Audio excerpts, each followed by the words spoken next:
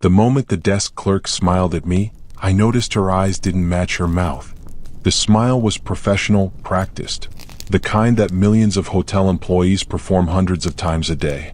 But her eyes held something else entirely. A question, an assessment, a calculation. "Will you be traveling alone?" she asked, her pen hovering above the registration form. It was a casual question, the kind I'd been asked at dozens of hotels before. But there was something in the way she leaned forward slightly, the way her colleagues at the far end of the desk suddenly became very still, that made my stomach tighten.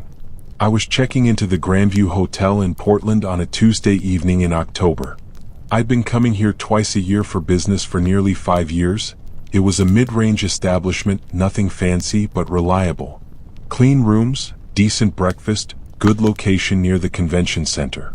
I knew the layout, the regular staff, the best restaurants within walking distance. I felt comfortable here. See, that was my first mistake. "Yes," I answered, setting down my leather weekender bag. "Just me. 1 week as usual." Her smile didn't waver, but something flickered behind those eyes. She exchanged a glance with the older man to her right. Marcus, I'd learned his name was after my 3rd stay here. Marcus immediately looked away and began organizing key cards that didn't need organizing. "Perfect," she said, turning back to her computer. "Let me just get you all set up. You know, we've actually had some renovations in the East Wing, and I'd love to put you in one of our newly updated rooms. You won't mind switching from your usual location, will you? It's actually a much better room than what we normally have available." This was unusual. The Grandview had never offered me a room upgrade in 5 years. I always stayed in room 712, a reliable corner room on the 7th floor with a view of the city and minimal hallway noise. The hotel ran at about 70% capacity on average. They didn't need to upgrade anyone, and they certainly didn't care where I stayed as long as the bill was paid. "The East Wing?" I asked. "I usually prefer the west side. Room 712 if it's available." Her smile tightened almost imperceptibly. "Oh, 712 is undergoing maintenance this week," she said smoothly. "Actually, the entire West Wing is having some work done. The East Wing renovation just finished, and the rooms are absolutely beautiful. I think you'll love it. Room 804. Much nicer." It was a lie. A clumsy, unnecessary lie. I could see the West Wing from where I stood, cars driving past on the street below, people walking in the evening light, everything completely normal. There was no maintenance happening. I'd stayed at enough hotels to know when something was off, but I was tired. It had been a long drive from Seattle, and I had early meetings the next morning. I didn't have the energy to fight about a room number. "Fine," I said. "Room 804. The clerk's relief was visible. Marcus actually looked up from the key cards and made brief eye contact with me for the first time, his expression grave. A small warning I almost understood in that moment but chose to ignore. She handed me a key card in that iconic cardboard sleeve. "Breakfast is from 6 to 10 in the dining room just off the lobby. Enjoy your stay, Mr. Brennan. Welcome back to the Grandview." I grabbed my bag and headed toward the elevators, pulling out my phone to check my work email. I didn't look back at the desk. I didn't see the way the clerk immediately leaned over to speak urgently with Marcus, or how Marcus pulled out his personal cell phone and made a call before cutting me off with the elevator doors. I was already thinking about tomorrow's presentation, already mentally running through my talking points. I had no idea that I'd just been redirected away from safety into something far darker. The elevator climbed slowly, passing the 2nd floor, then the 3rd. I watched the numbers light up on the digital display, 4, 5, 6. The elevator car smelled like it always did, a combination of industrial carpet cleaner and the faint ghost of someone's heavy cologne. A Muzak version of something by the Beatles played quietly from a speaker I couldn't see. When the doors opened on the 8th floor, something felt immediately wrong. The hallway was dimmer than the 7th floor. I remembered this clearly because I'd taken the elevator up to grab an ice bucket once during my 2nd stay and thought the lighting was depressing. But now, months later, it was even worse. Several of the ceiling fixtures appeared to be burned out, leaving sections of corridor in shadow. I stepped out onto the worn carpet, a pattern of blues and grays that might have been modern in 1998, and headed right toward what the key card sleeve indicated was room 804. The hallway was utterly silent. Not the comfortable silence of a quiet hotel floor, but something heavier, expectant. I passed room 801, 802, 803. The doors all looked identical, painted a pale institutional beige. No sound came from behind them. No televisions, no conversations, no shower running. For a Tuesday evening at a hotel with 70% capacity, this floor was completely dead. I reached room 804 and inserted the key card into the electronic lock. The light blinked green. I pushed the door open. The room was larger than 712, I'll admit. Newly renovated, as the clerk had claimed. The furniture was contemporary, the bedding was crisp and white, the carpet was thick and soft. Large windows showed the city at night, a panorama of light stretching toward the horizon. On any other night, in any other circumstance, it would have been a room I'd be pleased to occupy. But there was something wrong with it. I stood in the doorway for a moment, trying to identify what I was sensing. Everything looked fine on the surface, but there was a strange smell in the room, something chemical and floral mixed together, the kind of scent they used to mask other odors. I'd worked in hospitals. I recognized that particular combination of industrial sanitizer and air freshener designed to cover up things they don't want you to notice. I set my bag on the luggage rack and walked to the window. The view was nice enough, though not as good as the one from 712. I could see down into the courtyard below. Parked in the reserved spaces were 5 cars. An empty parking lot stretched beyond. Even from 8 stories up, I could see how quiet the grounds were. I turned back and examined the room more carefully. The bathroom was spotless, smelling strongly of that same chemical floral combination. The fixtures were new. The tile work was flawless. Everything was almost aggressively clean, the kind of clean that comes after something needs to be cleaned very thoroughly. I opened the closet. Empty hangers, empty shelves. Standard hotel stuff. I opened the desk drawers, hotel Bible, notepad, pen, local restaurant guide. All completely normal. Then I noticed the sound. It was faint, so faint I might have imagined it at first. A low hum, barely audible, coming from somewhere in the walls, maybe? I pressed my ear against the wallpaper and listened. Yes, definitely a hum. Electrical, I thought. HVAC, maybe. Nothing unusual about an old hotel having mechanical noise. Except the sound seemed to pulse slightly, like breathing.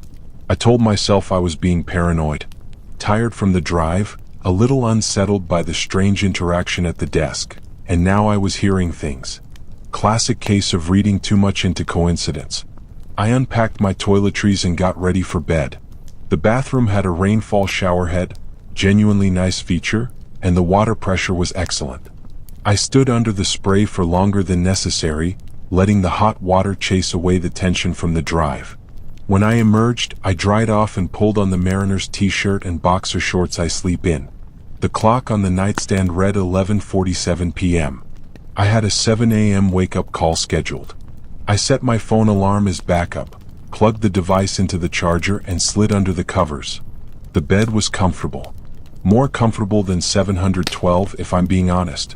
The pillows had the perfect amount of firmness. I should have fallen asleep quickly, but I didn't. I lay there in the darkness, listening to that soft hum in the walls, feeling the pulse of it like a heartbeat. Around 2 a.m. I heard something that made me sit up. It was a muffled sound from somewhere within the building, not on this floor but close.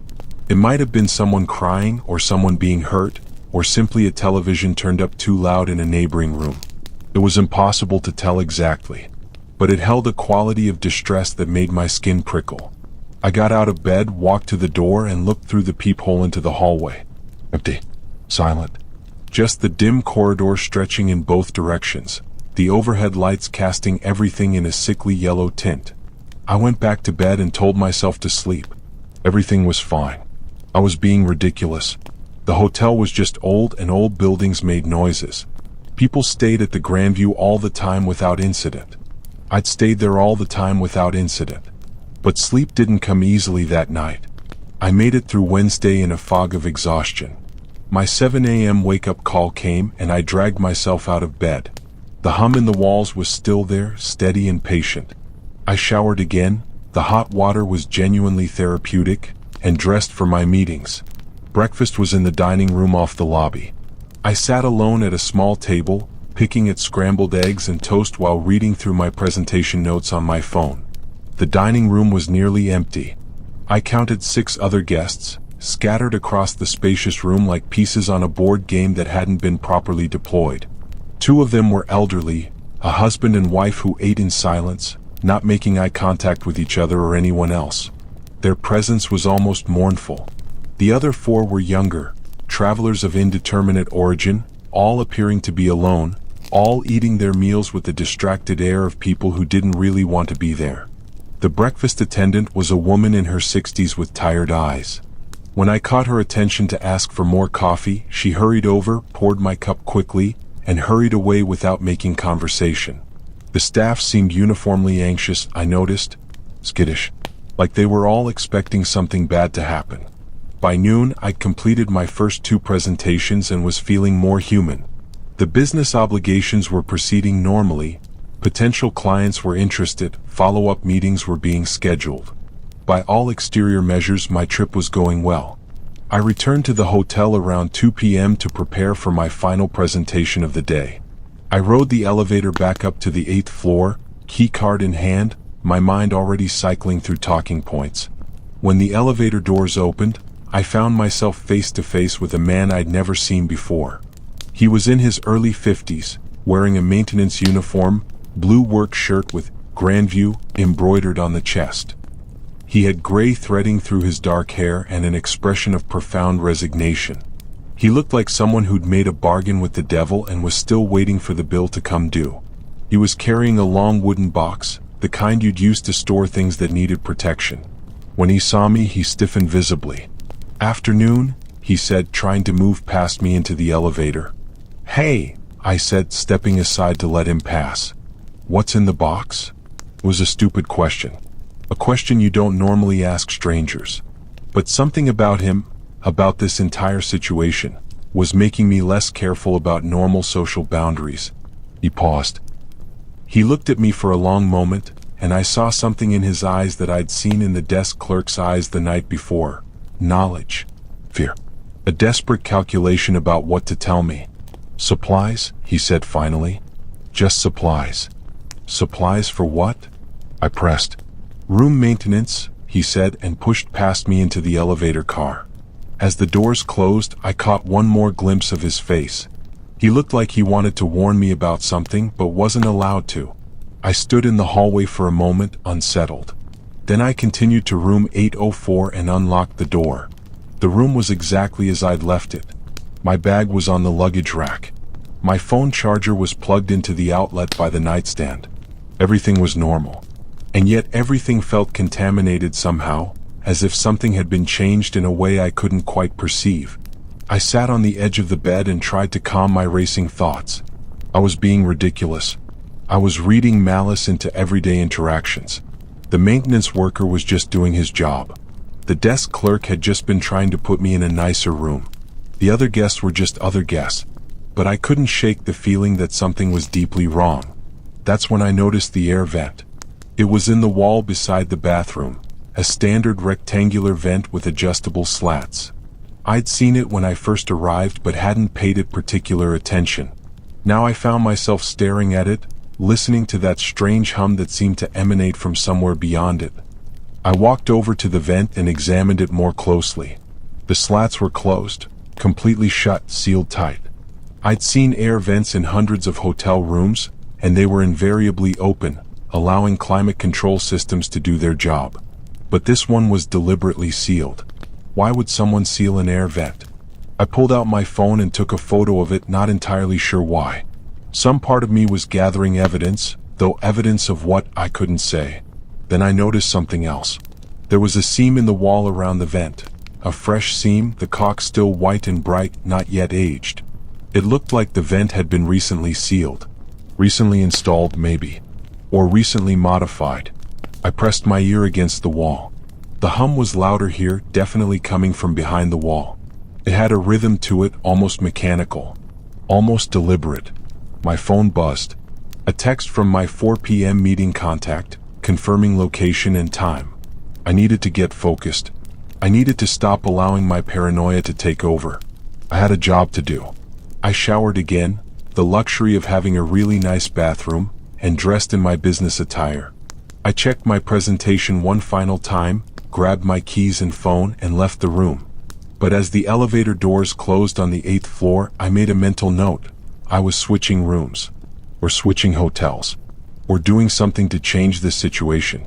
I couldn't spend another night in room 804 without knowing what was happening behind that sealed vent, without understanding why the desk clerk had specifically wanted me on this floor. My final presentation went reasonably well. The clients were engaged, interested in what my company had to offer. By all standard metrics, it was a success. I walked back to the Grandview around 7:30 p.m., planning exactly what I would say to the front desk about moving rooms. But I never got the chance to say it. I entered the hotel through the main entrance and immediately noticed that the front desk was unmanned. This was unusual for 7:30 on a weeknight. The entire lobby seemed quieter than it had been the previous night. The elevator banks reflected my confused face back at me as I stood there, uncertain whether to ring the bell for service or simply head upstairs. I decided to go upstairs. I could deal with switching rooms in the morning.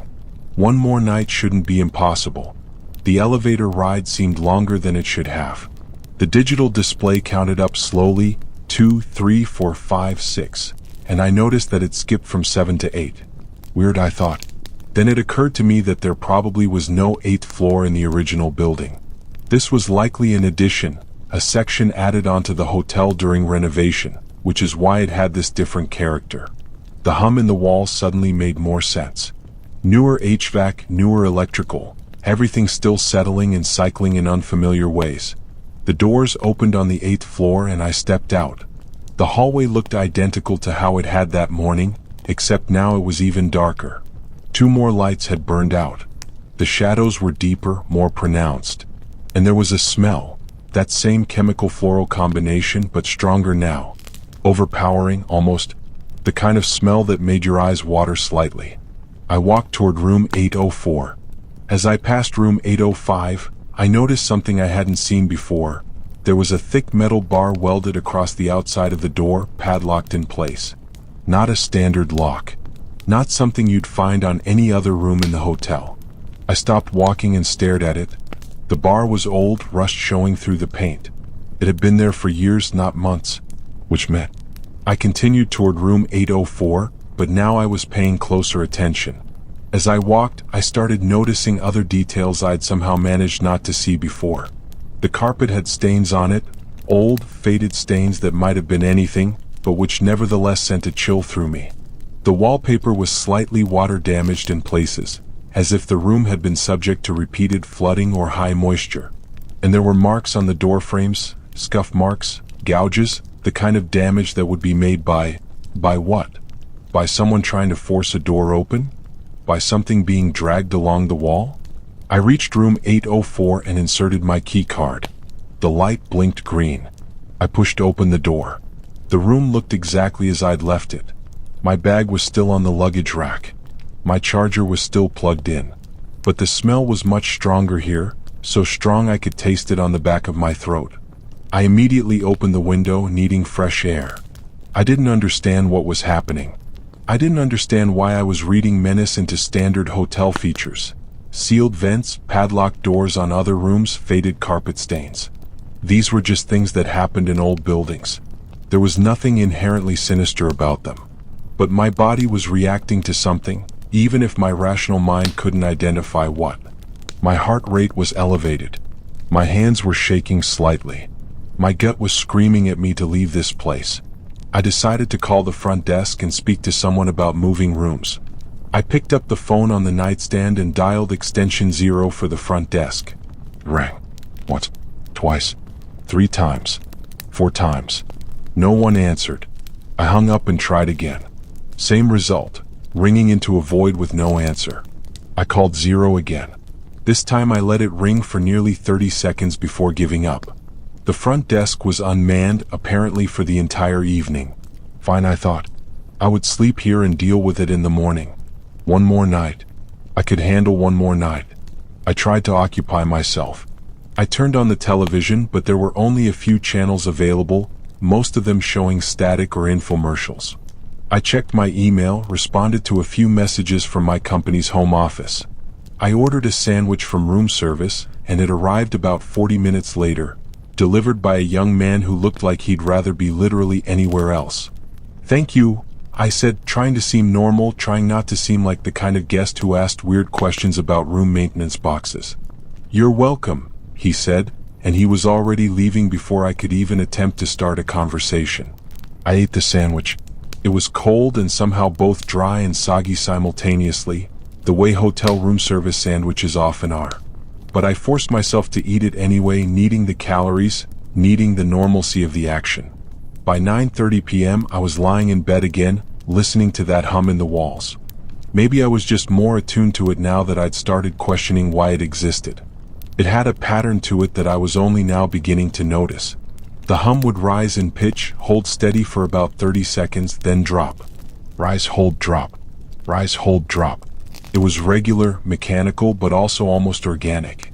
Almost like breathing or a heartbeat that had been digitized and mechanized. I tried to ignore it.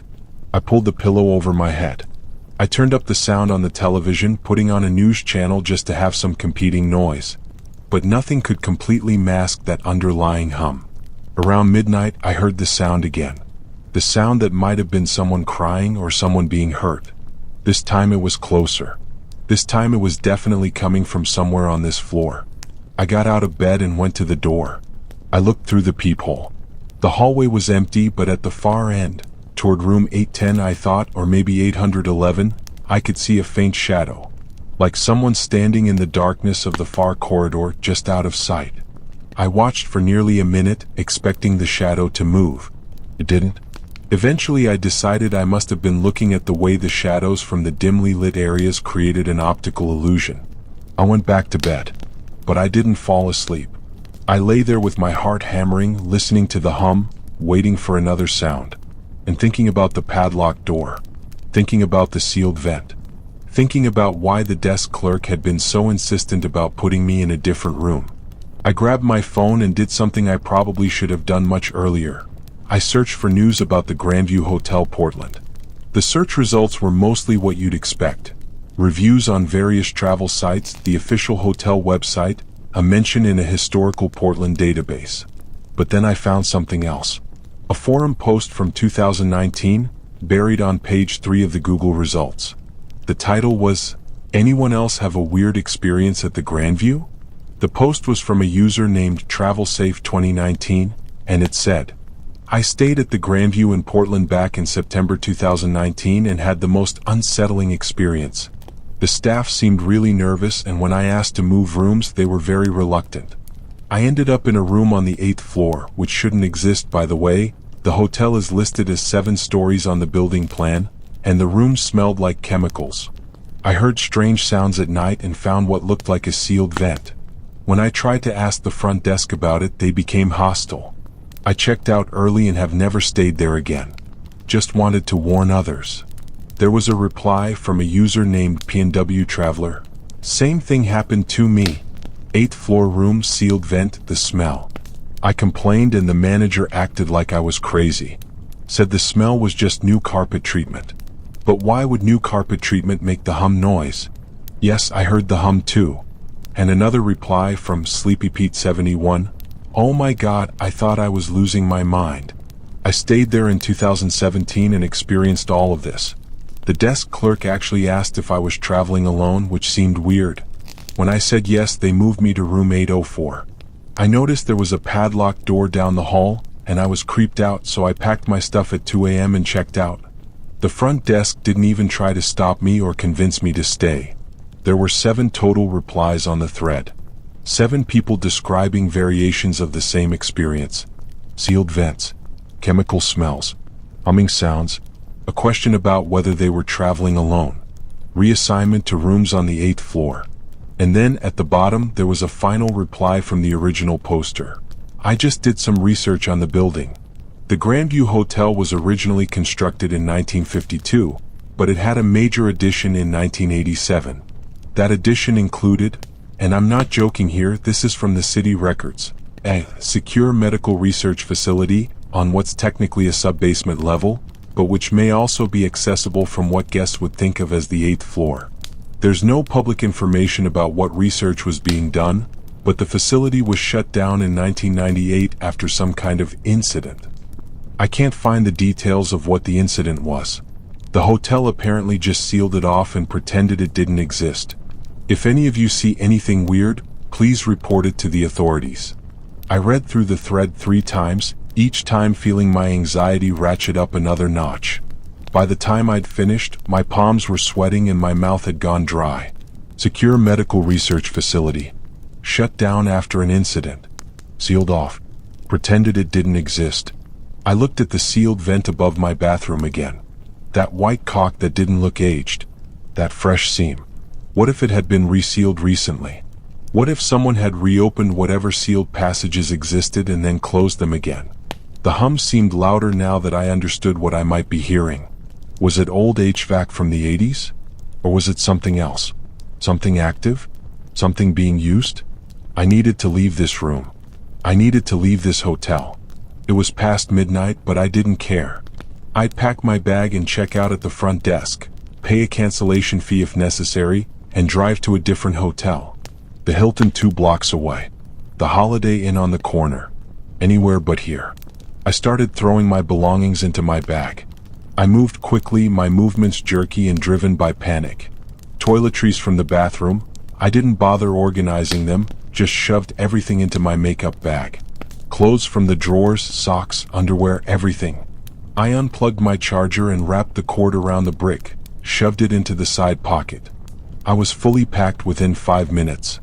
I checked the room to make sure I hadn't left anything behind, a habit from countless business trips. Clear. Everything was ready to go. I grabbed my bag, my phone, and my key card. I took a deep breath and I opened the door to leave. That's when I saw them.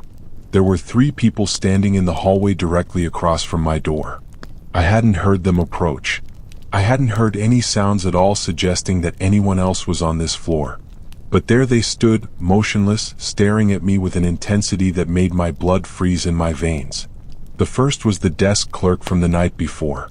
The second was Marcus, the older man from the front desk. The third was someone I didn't recognize, a woman in her 40s wearing what looked like a medical coat. "Mr. Brennan," the desk clerk said, her smile firmly in place despite the situation being anything but friendly. "You're not leaving us, are you?" My instinct screamed at me to run. To barrel past them, to sprint for the stairs, to get off this floor immediately. But I was frozen, caught between the pull of self-preservation and the strange paralysis that overcomes you when you're facing the clearly abnormal and your brain doesn't want to acknowledge it's real. "I'm checking out," I said, trying to keep my voice steady. "I'm not feeling well. I need to go to a different hotel." "Oh, that's a shame," the medical woman said. Her voice had an accent I couldn't quite place. "Eastern European, maybe? You're not feeling well? Is it the room? We can change you to a different room." "No," I said. "I'm leaving. I'm going downstairs and checking out." "The front desk is closed," Marcus said flatly. "No one can check you out until morning." "Then I'll pay in cash and leave a note," I said, and I stepped toward them. "Excuse me." None of them moved. They simply stood there, blocking my path, staring at me with expressions that were simultaneously sympathetic and absolutely merciless. "You asked to be alone," the desk clerk said. "It wasn't a question." "What?" I said. "When you checked in, you told us you were traveling alone. Didn't you?" Her smile had become something else now, something that didn't involve any humor at all. "Yes, so what?" I said. My voice was shaking now despite my attempt to project confidence. "So we gave you a special room," the medical woman said. "A room that's only offered to guests traveling alone. You should feel honored. It's not an offer we make to everyone." I didn't understand what she meant, but the implication beneath her words was clear. I had been specifically selected for something. Targeted, perhaps. And that targeting had been triggered by a simple admission that I was traveling alone. "I don't care," I said. "I'm leaving. Get out of my way." I moved forward, attempting to push past Marcus, who was the closest to me. My plan was simple. I'd bull my way through them, sprint to the stairs, and get out of the building. I didn't care about my billing, my reservation, my professional reputation. All I cared about was getting away from these people and this floor. But when I tried to move past Marcus, he grabbed my arm. His grip was surprisingly strong for a man his age, and he didn't pull me back. Instead, he simply held me in place with surprising ease. "You need to come with us," he said. That's when I realized something with a sickening clarity. He'd been waiting for me to try exactly this. They'd been standing in the hallway waiting for me to come out of my room, and they'd been prepared for me to resist. I tried to wrench my arm away from him, but he held firm.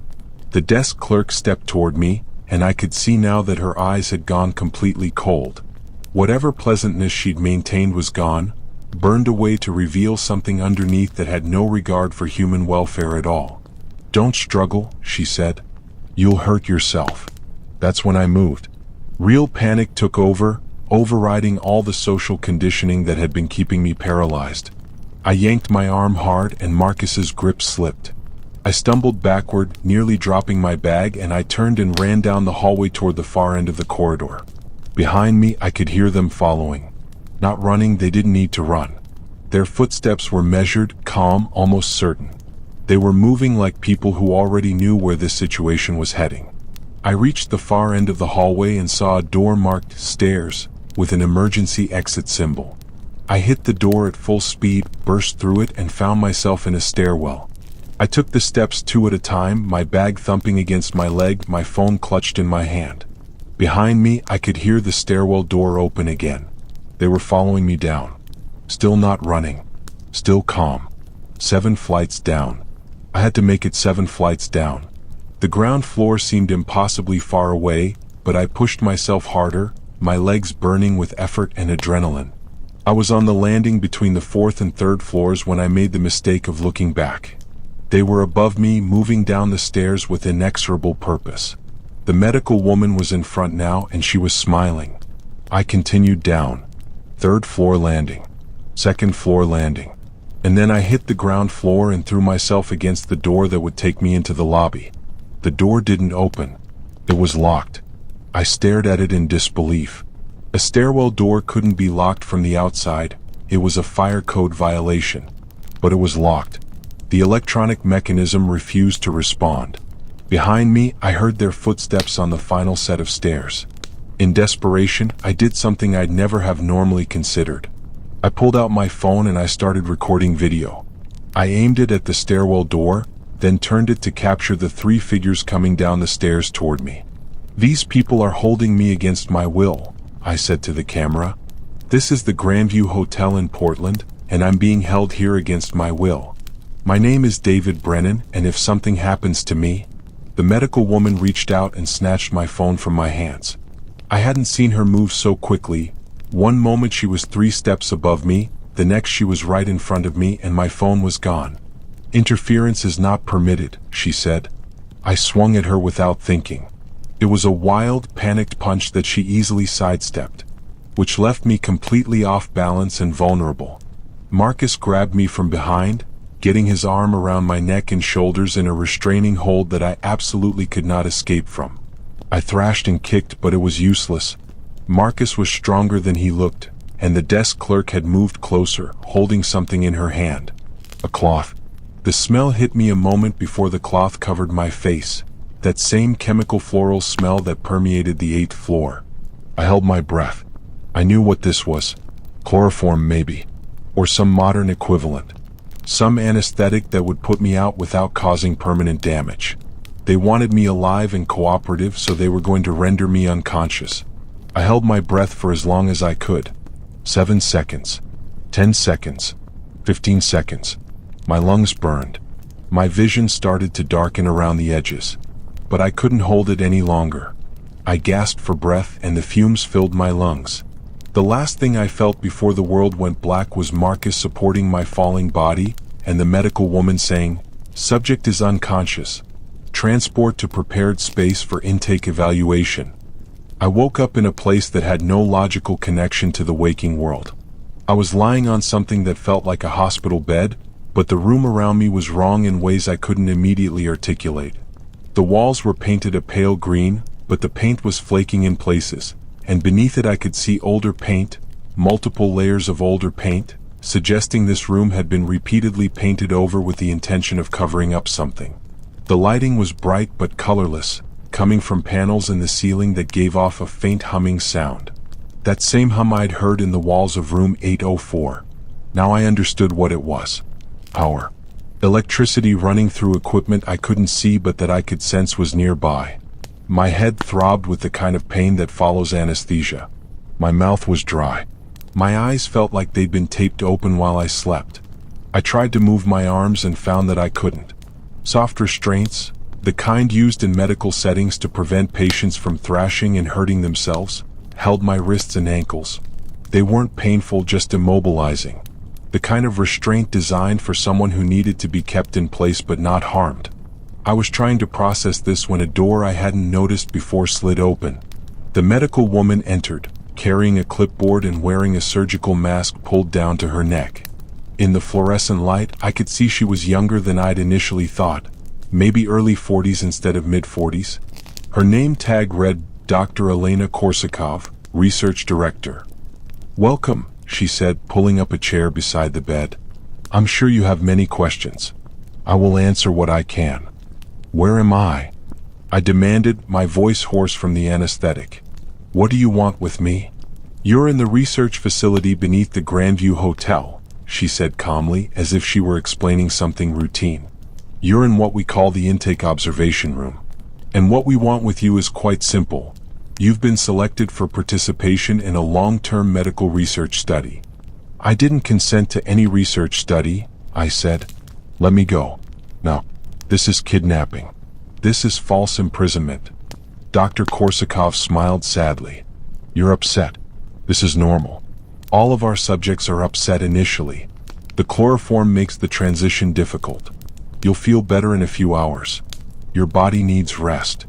"I'm not your subject," I said. "I'm an American citizen and I'm demanding to be released immediately. If you don't let me go, I'm calling the police." "The police," Dr. Korsakov said, still smiling, "have known about us for nearly 25 years. The facility was never actually shut down in 1998.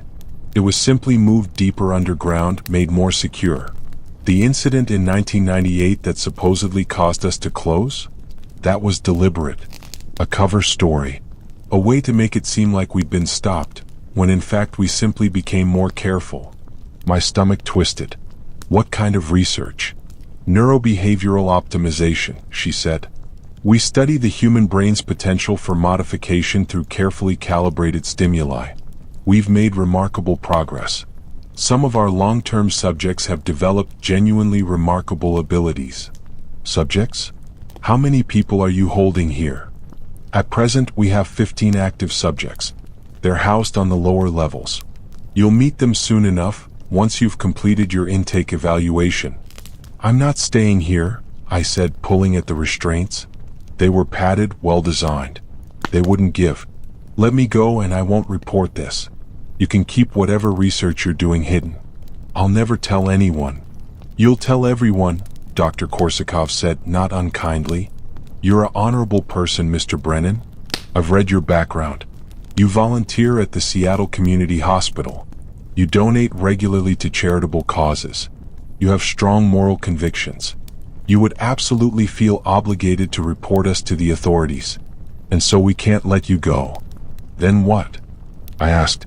"What are you going to do with me?"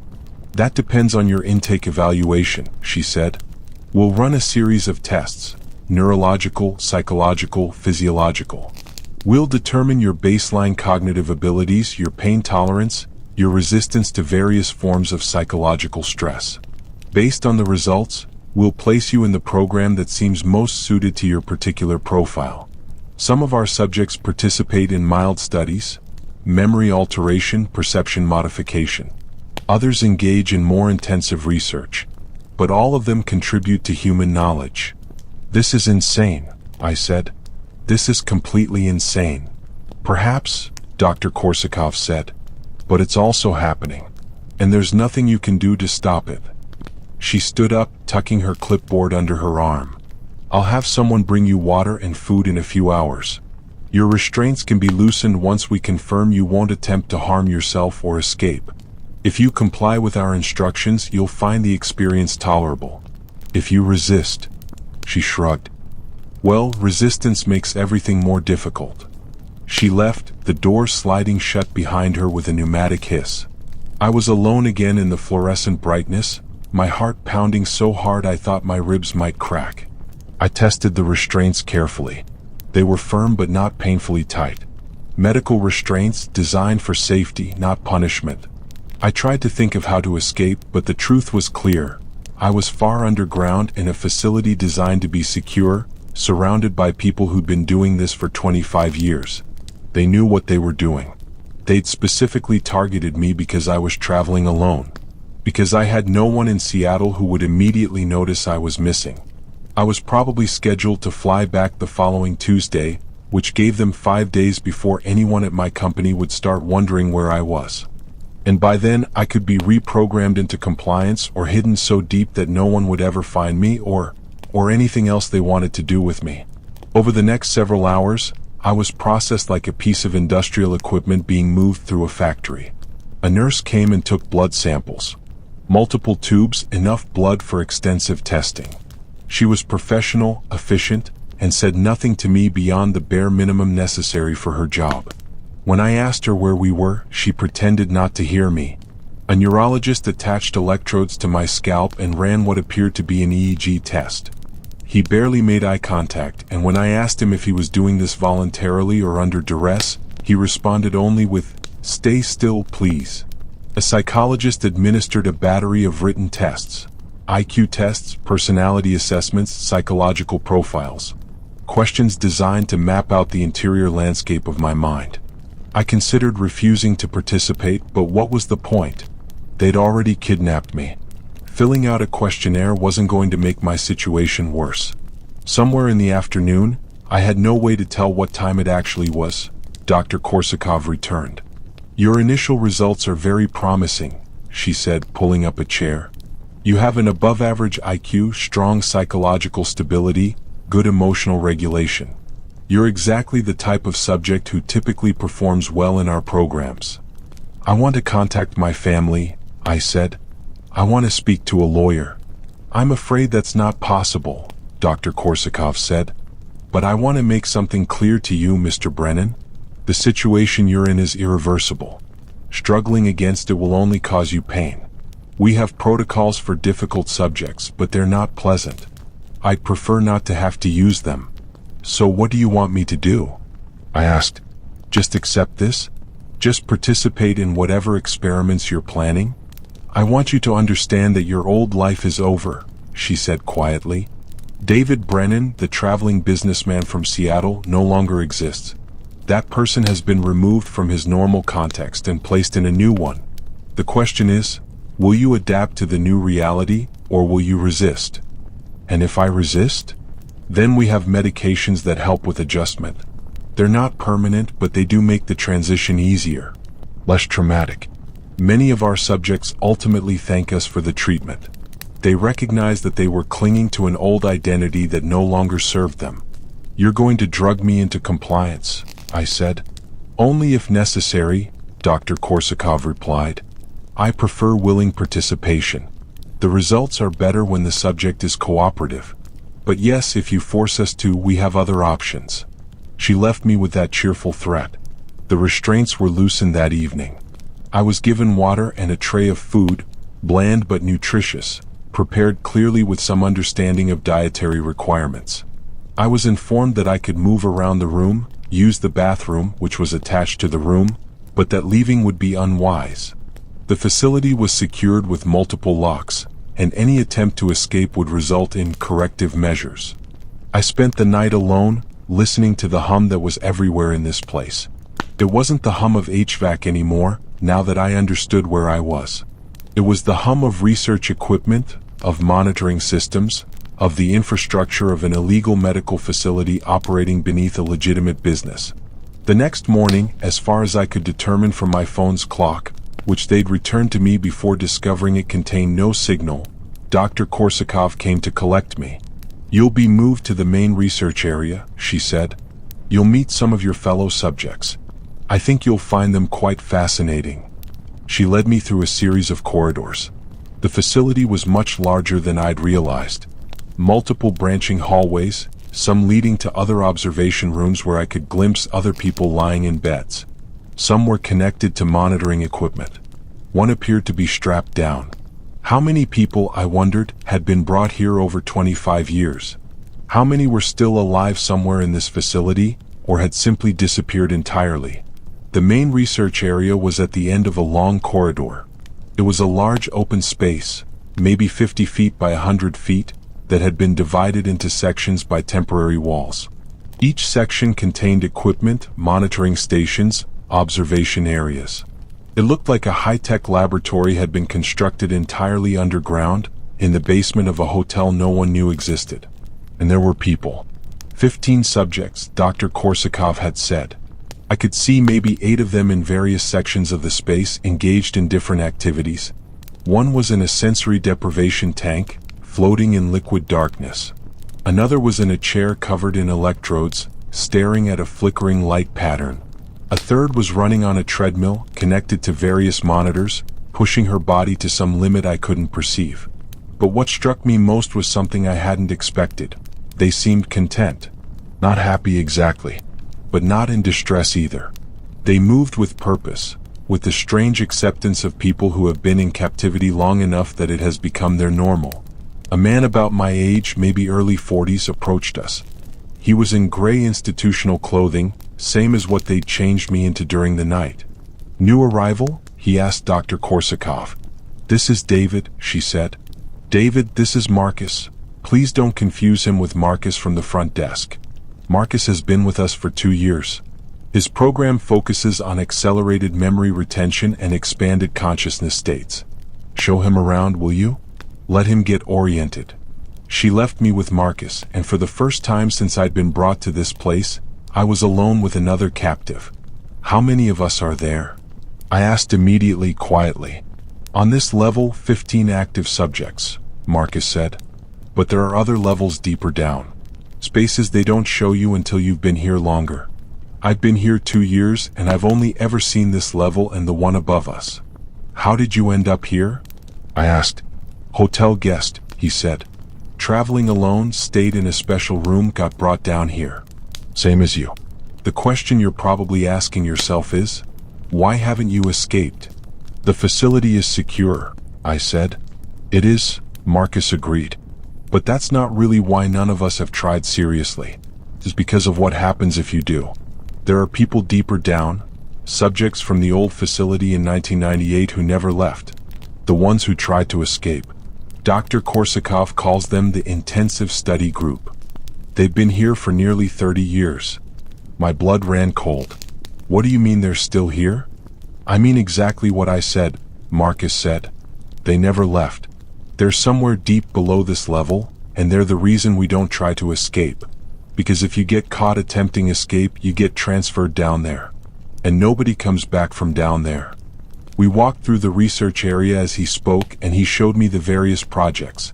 The sensory deprivation tank. The memory modification chamber. The meditation pod that was designed to induce specific brainwave states. All of it was cloaked in clinical language. All of it was designed to sound scientific and legitimate. But underneath the technical jargon was something darker.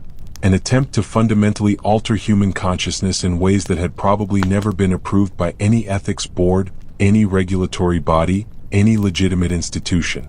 "How do they fund this?" I asked. "How do they keep a facility like this running for 25 years without being discovered?" "The hotel," Marcus said. "The Grandview is very profitable. It provides cover and revenue. Guest disappearances are written off as mysteries. People check out and never return, or they never check in at all because they were never guests in the first place. The hotel's legal status provides perfect camouflage." He guided me to a monitor showing the hotel above us. "Watch," he said. The screen showed the 8th floor hallway, the same hallway where I'd fled the night before. And I could see the staff discussing something with another guest. A woman, probably in her 50s, checking in with a weekender bag. "They're going to ask her the same question," Marcus said. Whether she's traveling alone. And if she says yes, they'll move her to a special room, I said. And she'll eventually end up down here, Marcus confirmed. I watched the interaction on the monitor, powerless to do anything but witness it. The desk clerk smiled at the woman. The woman nodded, following them toward the elevator banks. Within a few minutes, she was off-screen. What's going to happen to her? I asked. The same thing that's happening to you, Marcus said. Intake evaluation, assessment, assignment to a program. And then she'll either adapt and become part of this place, or she'll be transferred deeper and we'll never see her again. I was given a space in the dormitory section on the facility's northeast corner. A bed, a toilet, a sink. Basic but sufficient. Around me were other subjects in similar spaces, separated by partial walls that provided some privacy but which could be easily monitored. The subject in the bed next to mine was a woman named Sarah, who had been in the facility for 4 years. She'd been a teacher in Portland, traveling alone to an educational conference when she was selected. I used to fight it, she told me in a whisper the first night. I used to try to escape, try to resist the programs. But resistance just got me transferred to isolation, and isolation was worse than this. Much worse. Now I do what they ask, I participate in the studies, and I've developed a kind of peace with my situation. They're going to do tests on you, she continued. They're going to try to modify your consciousness, maybe expand your perceptions or change the way your memory works. Some of it is genuinely fascinating if you stop thinking of yourself as a prisoner and start thinking of yourself as a research participant. I'm not a research participant, I said. I'm a kidnapped person. You can be both, Sarah said. The mind is very adaptable. After a few months, you'll stop fighting it. After a year, you might actually find some of the work interesting. After 2 or 3 years, this might be the most normal thing in your life. But I wasn't willing to accept that. I spent my first week in the facility observing, learning, trying to understand the logistics of how it operated. The staff never went into spaces where they could be ambushed. They always moved in pairs or groups. The exits were controlled electronically, and there was no way to hack the system without specialized knowledge. The facility was designed with every assumption that the subjects inside would attempt escape, and every countermeasure was in place to prevent it. But there was something I noticed, the deeper levels that Marcus had mentioned. There were doors marked "Authorized Personnel Only" that led downstairs into sections of the facility I wasn't supposed to know about. And I started to wonder, if there were 30-year subjects down there, what had they become? Had they been so fundamentally altered by the research that they could no longer function in the outside world? Or was there something worse, something that made them dangerous? On the 8th day of my captivity, I was called to a testing chamber. Dr. Korsakov was waiting, along with a man I hadn't seen before. He was younger than Korsakov, maybe late 30s, with sharp features and intense eyes. "This is Dr. Silas Reeves," Korsakov said. "He'll be overseeing your first major project. He's very talented at what he does, and he's excited to work with you." Dr. Reeves smiled at me, and I saw something in his expression that was worse than Korsakov's clinical detachment. Reeves actually enjoyed this. He actually liked what he was doing. "Let's talk about perception," he said. "Specifically, your perception of time, space, and identity. I think we can do some very interesting work on those foundations of your consciousness." The testing began that day and continued for weeks. I was exposed to various stimuli, light patterns, sound frequencies, chemical compounds that seemed designed to alter my brain chemistry. I was subjected to sensory deprivation and sensory overload. I was kept awake for extended periods, then given medications that induced profound sleep. I was shown images designed to trigger emotional responses, then monitored while I tried to process them.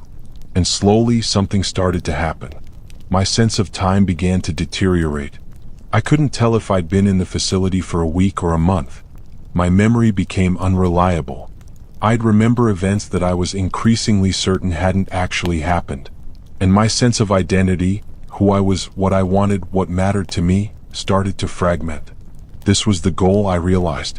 This was what the research was designed to accomplish. The systematic disassembly of the self.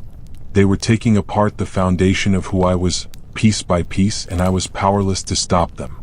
One afternoon, or at least what seemed like afternoon, I found myself alone in my dorm space. I had access to a mirror, something I'd been avoiding, and I took a moment to really look at myself. I barely recognized the person staring back. Thinner, hollow-eyed, older somehow, despite it only being a few weeks since my arrival. The research had already begun to mark me. That's when I made a decision. I was going to try to escape. Not because I thought I'd succeed, but because I couldn't survive much longer as a captive. They would break me.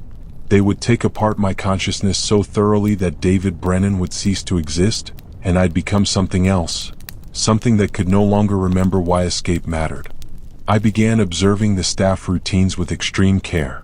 The changes of shift happened at 7 a.m. and 5 p.m.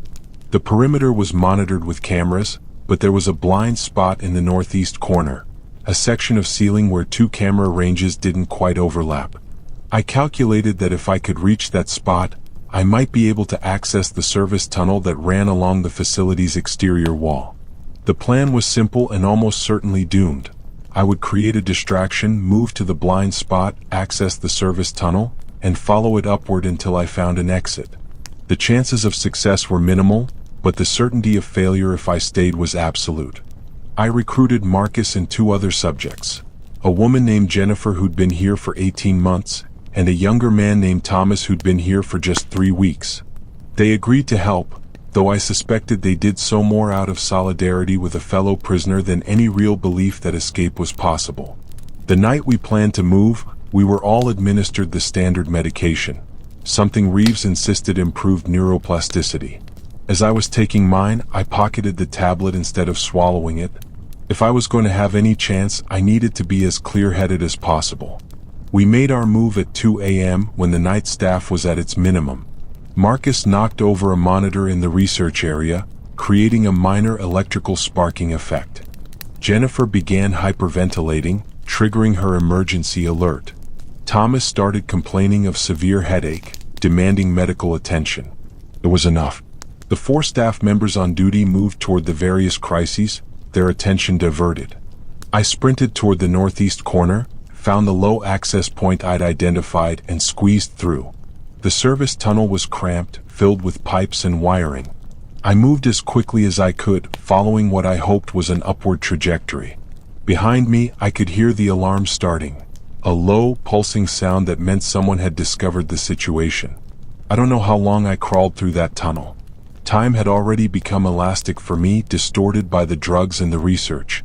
It might have been 10 minutes or an hour. But gradually, the tunnel began to slope upward more steeply, and I could see light ahead. I emerged into a basement storage area. Boxes of supplies, cleaning equipment, nothing marked as research-related. And there, a set of stairs leading up. I took them 2 at a time. The stairs brought me to a hallway I recognized. I was in the hotel's actual basement, the public basement, where normal hotel infrastructure was stored. I could hear voices above me, hotel staff, normal people, the outside world. I found a service elevator and pressed the button for the lobby. As the elevator rose, I expected sirens, alarms, some indication that I'd been discovered and security was closing in. But there was nothing. Just the whir of the mechanical system and the slow progression of floor numbers. When the doors opened, I stepped directly into the hotel lobby. And I walked out of the main entrance like I owned the place, trying to appear casual and normal despite feeling like my skin was wrong, like my consciousness was vibrating at the wrong frequency. The night air hit me, and it felt like the first breath of real air I'd taken in weeks. I walked for 2 miles before I felt safe enough to hail a cab. My appearance probably worried the driver, unwashed, thin, wearing facility clothes that I'd managed to partially cover with a jacket from a coat check. But money talks. I paid cash and directed him to the nearest police station. The Portland police took my statement, though I could see the skepticism in their eyes. A secret medical research facility beneath a hotel? Kidnapped subjects? It sounded like a conspiracy theory, the kind of thing only a person on psychiatric medication would claim. But they were obligated to investigate. They took me to a hospital where medical staff found evidence of my claims. Track marks from injections, chemical compounds in my blood that corresponded to no standard medications, neurological changes consistent with experimental brain stimulation. The next morning, police raided the Grandview Hotel and found nothing. The research facility was gone. Completely gone. All the equipment removed, all the monitoring systems shut down, the floor sealed off as if it never existed. Dr. Korsakov and Dr. Reeves had vanished. The staff had disappeared. Even the records of my stay at the hotel had been erased. The police found Marcus, Jennifer, and Thomas, my fellow inmates, but all three of them denied everything. They claimed they'd never been kidnapped, that they worked at the hotel voluntarily, that they had no idea what I was talking about. They seemed confused by my accusations, as if someone had gone into my absence and rewritten their memories to make my claims seem like the ravings of a madman. The hotel's records showed that I had checked in on a Tuesday and checked out on a Friday. There was a gap between those dates, but the hotel staff attested that I had been in my room the entire time. Room 804 had been cleaned and prepared. There was no evidence of anything unusual. Without corroborating evidence, without witnesses who would confirm my story, the police had nothing to charge anyone with. After 96 hours, I was released. I was told to follow up with psychiatric care and that if I had further evidence of crimes, I should contact them again. But I knew better. I knew what I'd experienced. And more importantly, I knew that the facility was still operating. They'd simply relocated. Or they'd found a way to hide even more effectively than before. 3 months have passed since my escape. I quit my job. I couldn't focus on business presentations when I kept wondering if I was going crazy, if the entire experience had been a psychotic break or some kind of elaborate drug-induced hallucination. My therapist assures me it wasn't. The physical evidence confirms the reality of my experience, but that doesn't help me reconcile what happened.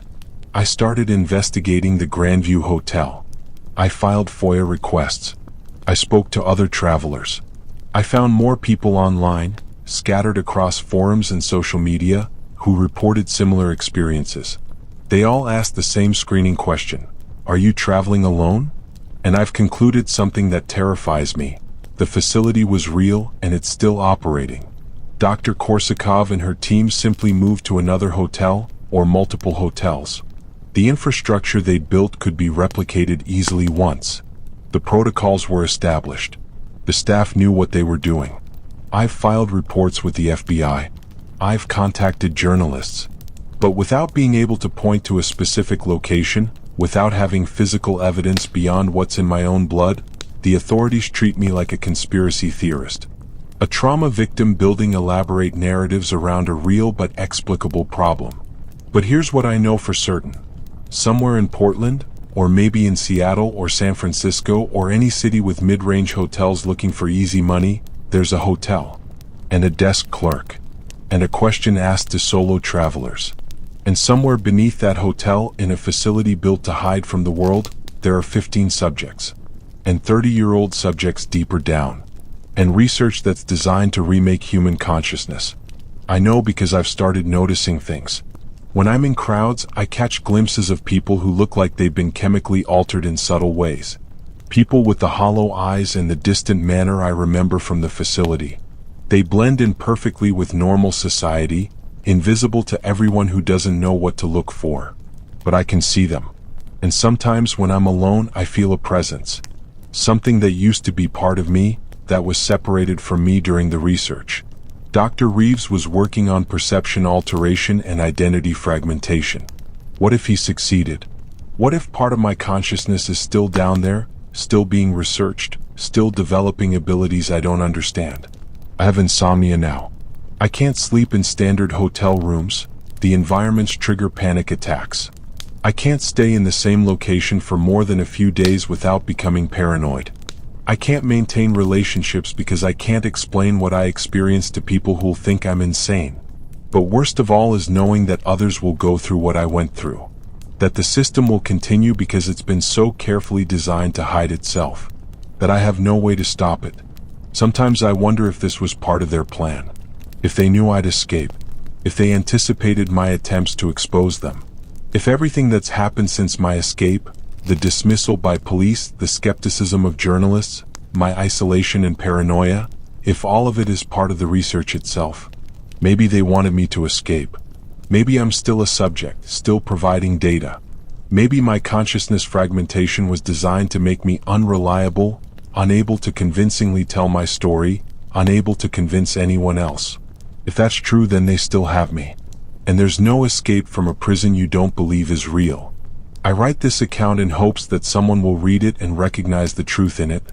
Not the literal truth necessarily. Maybe the specifics of the facility are different than I remember. Maybe my memory was genuinely altered. But the essential truth: there are people being held against their will in places that mainstream society doesn't acknowledge. There is research being conducted that violates every principle of medical ethics. And there is a system in place designed to ensure that the victims can't convince anyone of what's happening to them. When you travel alone, you're vulnerable. You're disconnected from the people who would notice if you disappeared. You're available for targeting by organizations that have learned how to hide in plain sight. And the worst part is this: even knowing all this, if I checked into another hotel and they asked me if I was traveling alone, I'm not sure what I'd say. Because isolation, it turns out, is not always something that happens to you. Sometimes it's something you carry with you, even when you're surrounded by people. And that's the real horror, not the facility, not the research, not even the loss of freedom. It's the knowledge that you can't ever be fully believed, ever be fully helped, ever be fully saved. You become a ghost in a world that refuses to acknowledge that ghosts are possible. I was always traveling alone. I'm just more aware of it now. The question the desk clerk asked me that first night wasn't a screening question for the facility at all. It was the most honest question anyone asked me about my life. Will you be traveling alone? The answer I'm beginning to understand is yes. Always yes. Even now. Especially now.